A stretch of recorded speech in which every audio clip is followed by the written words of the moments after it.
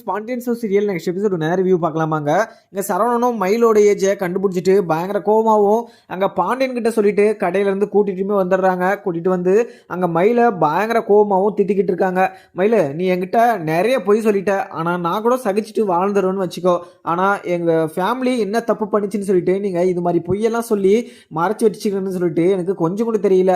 இந்த பொய்யை கூட நான் ஏற்றுப்பேன், ஆனால் நீ ப்ரெக்னென்ட் ஆகிறேன்னு சொல்லிட்டு ஒரு பொய்யை சொன்ன பார்த்தியா, அது உன்னை நான் மறக்கவே மாட்டேன். இதுக்கு மேலே நீ இந்த வீட்டில் இருக்கிறதுக்கு தகுதியானவரே இல்லை, நீ இதுக்கு மேலே இந்த வீட்டிலே இருக்கக்கூடாது அப்படின்னு சொல்லிட்டு பயங்கர கோமாவும் அங்கே மயிலை உட்காத வச்சுன்னு கூட்டிகிட்டு போகிறாங்க வீட்டில்.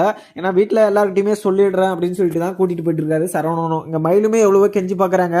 மாமா, நான் எதுவும் ஏதோ இது தெரியாமல் தப்பு சொல்லிட்டேன் மாமா, என்னை மன்னிச்சுவாங்க அப்படின்னு சொல்லிட்டு நிறையவே கெஞ்சி பார்க்குறாங்க. அங்கே சரவணன் இதை கேட்குற மாதிரியே தெரியல. அதுக்கப்புறம் பாண்டியனும் கடையில் உட்காந்துக்கிட்டு கணக்குமே பார்த்துக்கிட்டு இருக்காரு. இங்கே மாணிக்கமும் அங்கே உட்காந்துக்கிட்டு அவர் பாட்டுக்கு இங்கே ஜூஸ் எல்லாம் எடுத்து குடிச்சிக்கிட்டு இருக்காரு. அதுக்கப்புறம் பாண்டியனும் அங்கே பண்டைக்கு நடந்த சேல் கணக்கெல்லாம் பார்த்துக்கிட்டு அங்கே உக்காந்துக்கிட்டு இருக்காங்க. அதுக்கப்புறம் அங்கே என்ன சம்மந்தி உக்காந்துக்கிட்டு இருக்கீங்க, அங்கே கஸ்டமர் வந்து நின்றுக்கிட்டு இருக்காங்க அப்படின்னு சொல்லிட்டு இங்கே பாண்டியனுமே சொல்கிறாரு. உடனே அங்கே மாணிக்கமும் எழுந்து அந்த கஸ்டமருக்கு அந்த என்னென்ன பொருள் வேணும் அப்படின்னு சொல்லிட்டு எடுத்துமே கொடுத்துக்கிட்டு இருக்காங்க. இங்கே சரவணன் பயங்கர கோமாவும் வீட்டுக்கு போயிட்டு இருக்காங்க. கோமதியுமே அங்கே உட்காந்துக்கிட்டு சமைச்சிக்கிட்டு இருக்காங்க. ராஜி இங்கே அரசி எல்லாருமே இருக்காங்க. ஏன்னா அரசிக்குமே இன்னைக்கு காலேஜ் இல்லை அப்படின்னு சொல்லிட்டு அங்கே லீவ் போட்டுட்டு வீட்லேயுமே இருக்காங்க. அதுக்கப்புறம் மீனாவுமே வந்து அதான் என்ன சமையல் அப்படின்னு சொல்லிட்டு நீங்கள் சமைக்கிறது அங்கே அந்த வீட்டு வரையும் வருது அப்படின்னு சொல்லிட்டு அங்கே மீனாவுமே சொல்லிக்கிட்டு இருக்காங்க. மீனா, உன்னை தான் நினச்சிக்கிட்டு இருந்தேன், நீ எப்போ தான் வருவ அப்படின்னு சொல்லிட்டு என் மனசு ஏங்கிக்கிட்டே இருக்கு. நீங்கள் இங்கே இருந்துட்டு நீ அங்கே போனதுலேருந்து எனக்கு கொஞ்சம் இங்கே மாதிரியாகவே இருக்குது அப்படின்னு சொல்லிட்டு இங்கே கோமதியுமே சொல்லிக்கிட்டு இருக்கோம். உடனே இங்கே மீனாவும், அத்தை நீங்கள் உங்களை நான் பார்க்காம அங்கே இருக்கவே முடியலத்த, அவங்க இதெல்லாம் புரிஞ்சிக்காம என்ன அங்கே தனியாக கூட்டிகிட்டு போட்டு என்னை சித்திரவதை பண்ணுறாங்க அப்படின்னு சொல்லிட்டு மீனாவுமே சொல்லிக்கிட்டு இருக்காங்க. அதுக்கப்புறம் பயங்கர கோமாவும் அங்கே சரவணன் வீட்டுக்குமே வந்துடுறாங்க. அம்மான்னு சொல்லிட்டு கத்தி கூப்பிடுறாங்க. உடனே கோமதியுமே என்ன ஆச்சு அப்படின்னு சொல்லிட்டு பயங்கரமாக பதட்டத்தோடு அங்கே ஓடிடுறாங்க. உடனே என்னடா ஆச்சு, இவ்வளோ கத்திட்டு வர, மயில் வேற அழுந்துக்கிட்டு இருக்கா, என்னடா பிரச்சனை அப்படின்னு சொல்லிட்டு இங்கே கோமதியுமே கேட்குறாங்க. உடனே இங்கே சரவணனும், அம்மா நீங்களே கேளுங்கம்மா, என்ன பிரச்சனை, என்ன பொய் சொல்லி வச்சிருக்கா அப்படின்னு சொல்லிட்டு நீங்களே அவளை இது மயிலை கேளுங்கம்மா அப்படின்னு சொல்லிட்டு இங்க சரவணனுமே சொல்லிவிட்டாரு. உடனே இங்க கோமதியுமே என்னடாச்சு மயில, என்ன பிரச்சனை அப்படின்னு சொல்லிட்டு, எதுக்காக ஆள்ற, என்ன பிரச்சனைன்னு சொன்னதான் தெரியும் அப்படின்னு சொல்லிட்டு எங்கள் கோமதியுமே கேட்குறாங்க. உடனே எங்கள் மயிலுமே அது வந்து அப்படின்னு சொல்லிட்டு அங்கே சொல்லாமே சைலண்டாக நின்றுட்டு இருக்காங்க. எங்கள் அரசியும் மீனாவும் ரொம்பவே பதட்டமாகவும் என்ன ஆச்சுக்கா அப்படின்னு சொல்லிட்டு அங்கே கேட்டுட்டு இருக்காங்க. அண்ணி என்ன ஆச்சு அப்படின்னு சொல்லிட்டு கேட்கவும் அங்கே மயில் எதுவுமே சொல்லாமல் சைலண்டாக இருக்காங்க. உடனே எங்கள் சரவணனும் அந்த ஆதார் கார்டை எடுத்து, அம்மா நீங்களே பாருங்கம்மா அவன் என்ன தப்பு பண்ணி வச்சிருக்கான்னு, இதுவும் மட்டும் பண்ணல, இவன் நிறைய பொய் சொல்லியிருக்கா, நீங்கள் இதை ஃபஸ்ட்டு பாருங்க, இந்த தப்பவே நீங்கள் அவளை என்ன பண்ணுறீங்கன்னு சொல்லிட்டு நான் பார்க்குறேன் அப்படின்னு சொல்லிட்டு அங்கே சரவணன் பயங்கர கோமாவும் அந்த ஆதார் கார்டையுமே எடுத்து கோமதிக்கு காமிச்சிடுறாங்க. கோமதி அந்த ஆதார் கார்டை பார்த்துட்டு இதில் என்ன இருக்கும் அப்படின்னு சொல்லிட்டு அங்கே இதில் என்னடா இருக்குது அப்படின்னு சொல்லிட்டு கேட்குறாங்க. உடனே சரவணனும், அம்மா அவளோட டேட்டா பார்த்து பாருங்கம்மா அப்படின்னு சொல்லிட்டு சொல்கிறாங்க. உடனே அங்கே அவளுக்கு 30 வயசு ஆகுது அப்படின்னு சொல்லிட்டு அங்கே கோமதிக்கு, மீனாக்கு, ராஜிக்கு, அரசிக்கு எல்லாருக்குமே தெரிய வருது.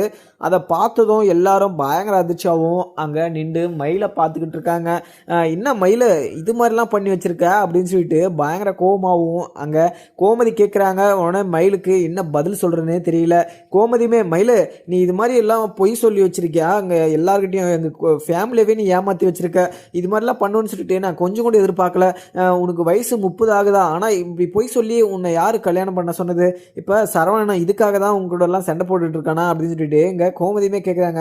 அம்மா அவள் இந்த தப்பை மட்டும் பொய்யை மட்டும் சொல்லலாமா, இவ நம்ம கிட்ட நிறைய பொய்யை சொல்லி வச்சிருக்கா, அவள் காலேஜ் படித்ததும் பொய் தான், அவள் வேலைக்கு போனதுமே பொய் தான், எல்லாமே பொய் தான்மா, இன்னும் என்னென்ன பொய்யை மறைச்சி வச்சிருக்காளோ கொஞ்சம் கூட எனக்கு தெரியலம்மா, இவ கூட சேர்ந்து வாழ்றதுக்கு எனக்கு கொஞ்சம் கூட விருப்பம் இல்லை, ஏன்னா இவ கிட்ட சகிச்சுட்டு வாழ்ந்துட்டு இருப்பான், ஆனால் நீங்கள் இவங்கெல்லாம் இந்த உண்மையை சொல்லிட்டு ஏன்னா கல்யாணம் பண்ணிட்டு வந்திருந்தானா கூட பரவாயில்ல, இவங்க அவங்க அம்மா கூட சேர்ந்து எல்லாமே நம்மக்கிட்ட பொய்ய சொல்லி நம்ம குடும்பத்தவே ஏமாற்றி இவளை நம்ம தலையில் கட்டி வச்சிட்டாங்கம்மா அப்படின்னு சொல்லிட்டு எங்க சரவணனுமே சொல்லிக்கிட்டு இருக்காங்க. உடனே இங்கே கோமதியுமே, மயில என்னம்மா நீ இது மாதிரிலாம் பண்ணி வச்சிருக்க, இங்கே சரவணனோட உனக்கு 2 வயசு அதிகமாக இருக்குது, இது மாதிரிலாம் பொய் சொல்லலாமா, இது தப்பு இல்லையா, இங்கே இது அவருக்கு தெரிய வந்துச்சுன்னா உன்னை என்ன பண்ணுவாங்க பண்ணுவாருன்னே சொல்லிட்டு தெரியாது எனக்கு. ஆனால் நீ இது மாதிரி பொய்யெல்லாம் சொல்லி வச்சிருக்கக்கூடாது. அதே மாதிரி நீ படிச்சேன்னு சொல்லுது எல்லாமே பொய்யை தான் சொல்லியிருக்கீங்க. இப்போ இதனால தான் உங்ககிட்ட சரவணன் இது மாதிரிலாம் சண்டை போட்டுருக்கான் அப்படின்னு சொல்லிட்டு நானுமே யோசித்தேன். சரவணன் இது மாதிரி சண்டை போட்டதே இல்லை, அவன் சண்டை போடுறான்னா எதனா ஒரு காரணம் இருக்கும் அப்படின்னு சொல்லிட்டு நான் யோசிச்சேன். ஆனால் இது மாதிரி இவ்வளோ பெரிய விஷயம் அங்கே இதில் அடங்கிட்டு இருக்கணும் அப்படின்னு சொல்லிட்டு நான் நினச்சி கூட பார்க்கல அப்படின்னு சொல்லிட்டு பயங்கர கோபமாகவும் அங்கே கோமதி கேட்டுட்டு இருக்காங்க. அதுக்கப்புறம் என்ன பழனிவேலுக்கு கடை வைக்கிற விஷயமா அங்கே பாண்டியனும் கோமதியும் ஓகேவும் சொல்லிட்டுறாங்க. இங்கே பழனிவேலுக்கு கொஞ்சம் கில்ட்டி ஃபீலிங்காக தான் இருக்குது. ஏன்னா பாண்டியனை விட்டு தனியாக கடை ரன் பண்ண போகிறோம் அப்படின்னு சொல்லிட்டு அவருக்கு கில்ட்டியாக இருந்தாலுமே இங்கே பாண்டியனுக்கு ரொம்பவே சந்தோஷமாக தான் இருக்குது. ஏன்னா அங்கே பழனிவேல் தனியாக அவன் சொந்த காலில் நிற்கிறான் அப்படின்னு சொல்லிட்டு பார்த்தீங்கன்னா எனக்கு ரொம்பவே சந்தோஷம் தான் அப்படின்னு சொல்லிட்டு பாண்டியனுமே சொல்லிடுறாரு. இதை கேட்டால் பழனிவேலுக்குமே கொஞ்சம் சந்தோஷமாக இருந்தாலுமே கொஞ்சம் கவலையாக தான் இருக்குது. அதுக்கப்புறம் இங்கே அப்பத்தாவும் வீட்டில் சக்திவேலுக்கிட்டையும் முத்துவேலுக்கிட்டையும் சொல்லிடுறாங்க. இதுக்கு பாண்டியனும் கோமதியும் எதுக்குமே மறுப்பு சொல்லலை. நீங்கள் ஆகிற காரியத்தை பாருங்கள் அப்படின்னு சொல்லிட்டு அங்கே அப்பத்தாவுமே முத்துவேலுக்கிட்டையும் சக்திவேலுக்கிட்டையும் சொல்லிடுறாங்க. சக்திவேலுமே சரி அப்பத்தா இதுவே போதும், அவன் பாண்டியனை விட்டு அவன் தனியாக அவன் சொந்த உழைப்பில் நின்றானா எனக்கு அதுவே போதும். ஏன்னா 10-5க்கு அவன் பாண்டியன் கிட்ட நிற்கக்கூடாது, அவன் தனியாக உழைச்சி அவன் சாப்பிடணும் அப்படின்னு சொல்லிட்டு இங்கே சக்திவேலும் சொல்கிறாங்க. ஏன்னா அவன் நல்லா இருக்கட்டும் அப்படின்னு சொல்லிட்டு நினச்சி தான் அவனுக்கு இது மாதிரி ஒரு இது பிஸ்னஸ் வச்சு கொடுக்கலாம் அப்படின்னு சொல்லிட்டு இங்கே முத்துவேலுக்கிட்ட நான் பேசினேன் அப்படின்னு சொல்லிட்டு சத்தியவேலுமே சொல்லிக்கிட்டு இருக்காங்க. நீங்கள் நினச்சதெல்லாம் தப்பே இல்லை. அங்கே அவங்க எதுக்கு அவன் கடை வச்சு நீங்கள் கடை வச்சு கொடுக்குறத அவன் பார்த்துக்கிறதுக்கு அவங்க எதுக்கு மறுப்பு சொல்ல போகிறாங்க? அவங்க தாராளமாக சந்தோஷமாக எதுவுமே சொல்லலை. ஆனால் அவங்களே இந்த கடையை வச்சு கொடுக்குறேன் அப்படின்ற மாதிரி தான் சொன்னாங்க. ஆனால் அதெல்லாம் கரெக்டாக வராது, அவங்க அண்ணனுங்களே வச்சு கொடுக்குறேன் அப்படின்ற மாதிரி சொல்லியிருக்காங்க. நீ எல்லாம் எதுவுமே வைக்க சொல்ல வேணாம் அப்படின்னு சொல்லிட்டு நான் சொல்லிட்டு வந்துட்டேன் அப்படின்னு சொல்லிட்டு அப்பா சொல்லிக்கிட்டு இருக்காங்க. அதுக்கப்புறம் சுகன்யாவும் அண்ணன் இது அவங்க கடை பார்த்துக்கிறதுக்கு எல்லாருமே ஓகே சொல்லிட்டாங்க, எனக்கு ரொம்பவே சந்தோஷமாக இருக்குது, நீங்கள் அது கடை ஓப்பன் பண்ணுறதுக்கான ஏற்பாடெல்லாம் நீங்கள் பார்த்துக்கோங்கண்ணா அப்படின்னு சொல்லிட்டு அங்கே சுகன்யாவுமே சொல்லிக்கிட்டு இருக்காங்க. உடனே இங்கே எல்லாருமே சந்தோஷமாக அங்கே நின்றுட்டு இருக்க உடனே சுகன்யாவும் அப்பத்தா நீங்கள் போயிட்டு அங்கே அத்தைக்கிட்டையும் மாமாக்கிட்டையும் நீங்கள் பேசுனீங்களா அப்படின்னு சொல்லிட்டு கேட்குறாங்க. ஆமாம்மா பழனிக்கு ஒரு நல்ல விஷயம் தான், நான் பேசக்கூடாதா அப்படின்னு சொல்லிட்டு எங்கள் அப்பத்தாவுமே கேட்குறாங்க. உடனே எங்கள் சுகன்யாவும் எனக்கு ரொம்பவே சந்தோஷமாக இருக்கு அப்பத்தா, ஏன்னா அங்கே இருந்துக்கிட்டு அங்கே அவர் அசிங்கப்பட்டுக்கிட்டு இருந்திருந்தார். ஆனால் அவர் தனியாக ஒரு கடை ரன் பண்ணார்னா அவருக்குன்னு ஒரு தனி மரியாதை இருக்கும்ல, நான் அதுதான் எதிர்பார்க்குறேன். அவர் எனக்கு நிறைய வாங்கிட்டு வரணும் அப்படின்றதெல்லாம் இல்லை, ஆனால் அவர் நல்லா இருக்கணும், யார்கிட்டையும் அசிங்கப்படாமல் இருக்கணும் அப்படின்னு சொல்லிட்டு தான் நான் இது மாதிரிலாம் பண்ணுறேன். ஆனால் அவர் இதெல்லாம் புரியலான்னு சொல்லிட்டு எனக்கு கொஞ்சம் கூட தெரியல. அப்போ கூட பாருங்கள் நீங்கள் தான் போயிட்டு அங்கே பாண்டியன்கிட்டையும் கோமதிக்கிட்டையும் பேசிட்டு வந்திருக்கீங்க. அவர் ஒரு வார்த்தை கூட இன்னி வரையுமே பேசலை. அவங்களே கோமதியத்தையே அங்கே பழனிவேலை கேட்டாங்க, தனியாக கடை வச்சு கொடுக்குறது அம்மா எதுக்கு கேட்கணும், நீயே கேட்க வேண்டியதானே, என்ன ஏன் மனசு கஷ்டப்பட வைக்கிறேன் அப்படின்னு சொல்லிட்டு இங்கே கோமதி அத்தை மட்டும்தான் அங்கே பழனிவேலுக்கிட்ட கேட்டாங்க. இல்லைனா இவர் எதுவுமே சொல்லாமல் சைலண்டாக தான் நின்றுட்டு இருப்பார் அப்படின்னு சொல்லிட்டு இங்கே சுகன்யாவுமே சொல்லிக்கிட்டு இருக்காவும். உடனே அப்பத்தாவும் சுகன்யா நீ எதுக்குமே ஃபீல் பண்ணாத, நான் உன்னை யோசிச்சு அவனை யோசிச்சு எல்லாருமே யோசிச்சு தான் நான் இது மாதிரி ஒரு முடிவு எடுத்தேன்.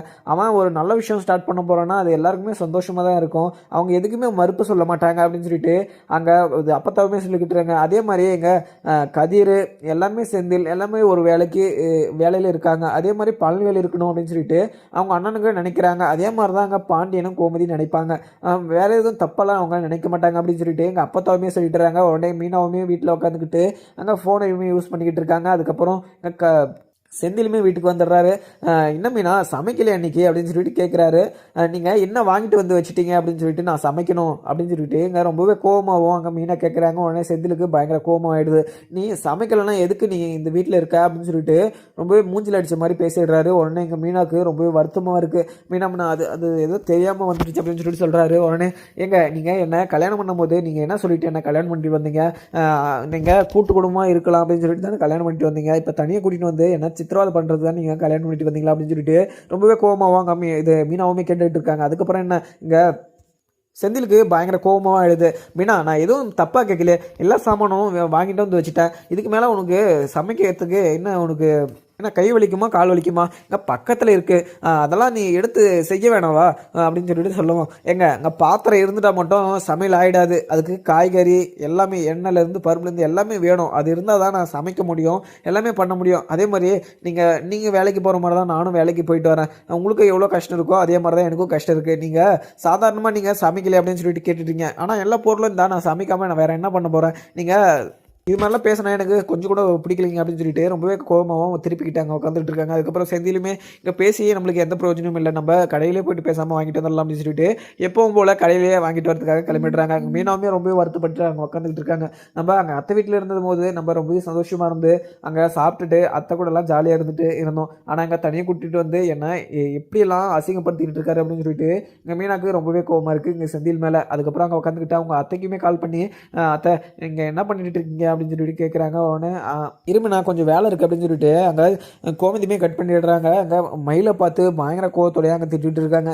என்ன மயில் இது மாதிரிலாம் போய் சொல்லி வச்சிருக்க, இந்த உண்மையை நீ முன்னாடியே சொல்லியிருக்கணும், அது சொல்லிட்டு இருந்தா கூட எந்த பிரச்சனையும் இருந்திருக்காது, நீ இது ஒரு விஷயம்னு சொல்லிட்டு மறைச்சி வச்சிங்க பார்த்தீங்களா, அதில் தான் நீங்கள் மிகப்பெரிய தப்பு பண்ணியிருக்கீங்களே. இப்போ இந்த விஷயம் சரவணனுக்கு தெரிஞ்சிருச்சு, உங்களோட சேர்ந்து வாழ மாட்டேன்னு சொல்லிட்டான். அவங்ககிட்ட நான் எப்படி சொல்லி உங்களோட மறுபடியும் திரும்பி வாழ சொல்ல வேண்டியது, நீ இந்த விஷயத்தெல்லாம் முன்னாடியே சொல்ல மாட்டியா அப்படின்னு சொல்லிட்டு எங்கள் கோமதியுமே பயங்கர கோபமாக கேட்கவும், அத்தை நான் அது இந்த விஷயத்த நான் சொல்லலாம் அப்படின்ற மாதிரி தான் சொன்னேன், ஆனால் அம்மா தான் இந்த விஷயத்த யாருக்கிட்டையும் சொல்ல வேணாம் அப்படின்னு சொல்லிட்டாங்க, நான் இந்த விஷயத்த உங்ககிட்ட முன்னாடியே சொல்லியிருப்பேன், ஆனால் அம்மா தான் அது மாதிரி சொல்ல வேணாம் அப்படின்னு சொல்லிட்டாங்கன்னு சொல்லிட்டு நான் எதுவுமே சொல்லலை அப்படின்னு சொல்லிட்டு எங்கள் மயிலுமே ரொம்பவே தயக்கமாகவும் அங்கே சொல்லிக்கிட்டு இருக்காங்க. உடனே எங்கள் அரசையுமே அண்ணே நீங்கள் இது மாதிரி ஒரு பொய்யை சொல்லி வச்சுருக்கீங்களா, அண்ணனோட உங்களுக்கு 2 வயசு பெரியவங்களா நீங்கள், ஏன் நீ இது மாதிரிலாம் பொய் சொல்லி மறைச்சிங்க, இது எல்லாருக்கும் இந்த விஷயம் தெரிஞ்சிச்சுன்னா மனசு வலிக்கும்னு சொல்லிட்டு நீங்கள் யோசிச்சு கூட பார்க்கலீங்களா அப்படின்னு சொல்லிட்டு இப்போ அண்ணனுக்கு எவ்வளோ மனசு வலிக்குது பாருங்கள், அவங்க எவ்வளோ கோவம் இருந்திருந்தா இவ்வளோ நாளாக இந்த உண்மையெல்லாம் மறைச்சி வச்சுக்கிட்டு நீங்கள் இப்போ வயசு அதிகமாக இருக்குது அப்படின்னு சொல்லிட்டு அவர் மனசில் எவ்வளோ வலி இருந்தால் இந்த விஷயத்த அம்மா கிட்ட எடுத்துகிட்டு வந்து சொல்லியிருப்பாங்க.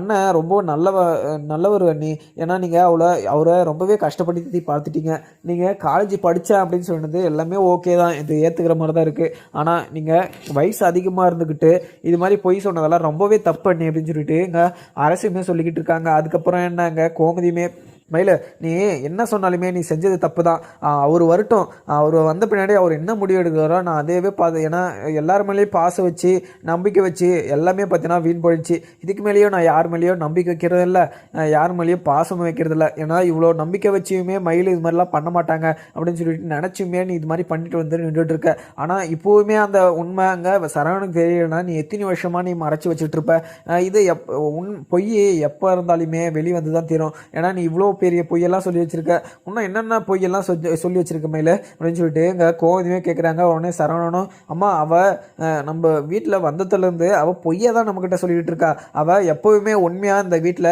இருந்தது ஒரு நாள் கூட இல்லைம்மா அப்படின்னு சொல்லிட்டு எங்கள் சரவணனும் பயங்கர கோவமாக இருக்குது. அதுக்கப்புறம் சரவணனுக்கு எங்கள் பாண்டியனுமே கால் பண்ணுறாங்க. கால் பண்ணி ஏன்டா சரவணா எங்கே இருக்க, இப்போ எங்கே உங்கள் மயிலை கூட்டிகிட்டு போகிறேன் அப்படின்னு சொல்லிட்டு போனேன், இன்னும் வரல, இப்போ ஈவினிங் ஆகிடுச்சு, கடை சாத்துற டைம், இன்னும் ஒரு 2 டெலிவரி இருக்குது, நம்ம அப்படியே போகும்போது கொடுத்துட்டு போயிடலாம் அப்படின்னு சொல்லிட்டு நானும் யோசிச்சுட்டு இருந்தேன், ஒன்றுமே வரல, என்னடா பண்ணிக்கிட்டு இருக்கு அப்படின்னு சொல்லிட்டு எங்கள் சரவணன் இது பாண்டியனுமே எங்கள் சரவணன் கிட்ட கேட்குறாங்க. உடனே சரவணம் அப்போ இது வந்துட்டோம் அப்படின்னு சொல்லிட்டு எங்கள் அது மயிலை விட்டுட்டு அவருமே கிளம்பிடுறாரு. ரொம்ப வச்சுட்டு அவங்க கோமதியுமே அங்கே மயில்கிட்ட கேட்டுட்டு இருக்காங்க. அதுக்கப்புறம் அவர் இந்த விஷயம் அவருக்கு தெரிஞ்சிச்சுன்னா அவர் என்ன பண்ணுவார்னே தெரியாது.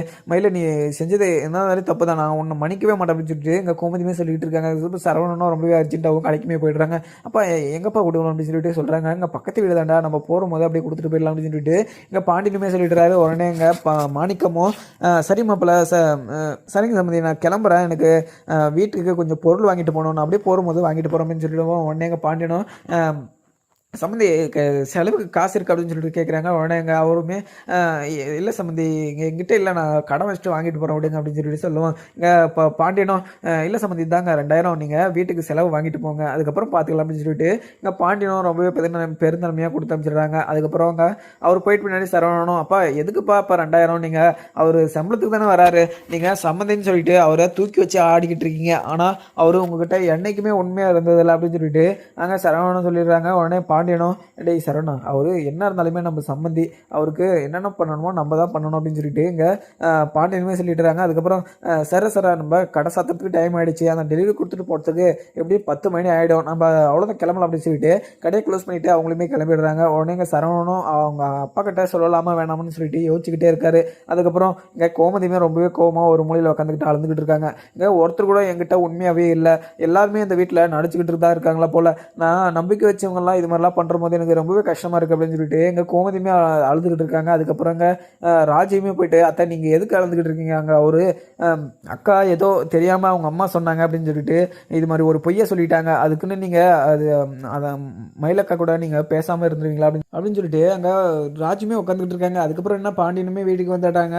எல்லாருமே ஒரு ஓரத்தில் உட்காந்துக்கிட்டு இருக்கிறத பார்த்துட்டு பாண்டியனுக்கு என்னாச்சு கோமதி என்ன உட்காந்துட்டு இருக்க அப்படின்னு சொல்லிட்டு இங்கே பாண்டியனுமே உள்ளே போகிறாங்க.